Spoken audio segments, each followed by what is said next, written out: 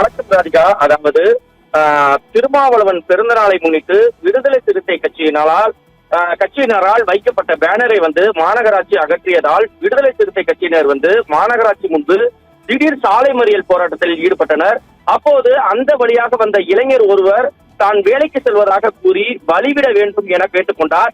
அந்த இளைஞரிடம் விடுதலை சிறுத்தை கட்சியினர் வழிவிட மறுத்தனர். இந்த சூழ்நிலை காரணமாக இருவருக்கும் பெரும் வாக்குவாதம் ஏற்பட்டது. மேலும் போலீசார் அந்த இளைஞரிடம் அங்கிருந்து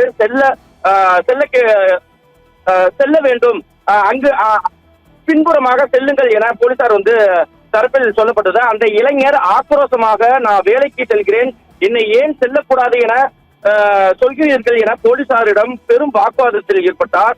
அப்போது போலீசார் அடித்து விடுவேன் என பேசியதால் கோபம் அடைந்த அந்த நபர் அடி என உரிமையில் பேசினார். மேலும் போலீசார் அவரை தாக்க அந்த இளைஞரும் போலீசாரை தாக்கினார்.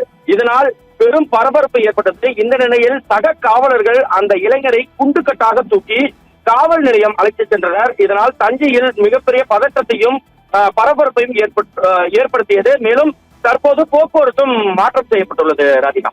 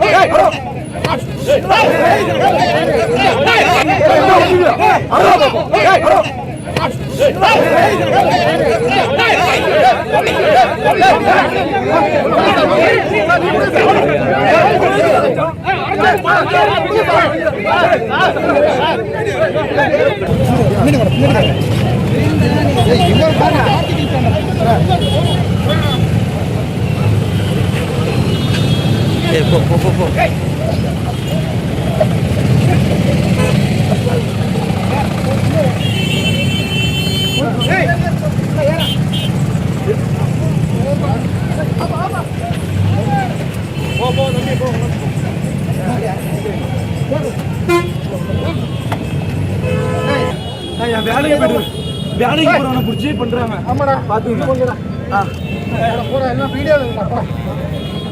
இதுல கையில அவரு கழுத்துல பாருங்க. கையில அது இருக்காங்க. உள்ள போயா அடுத்து 20 பாருங்க. கையில உள்ள போடா. உள்ள போடா.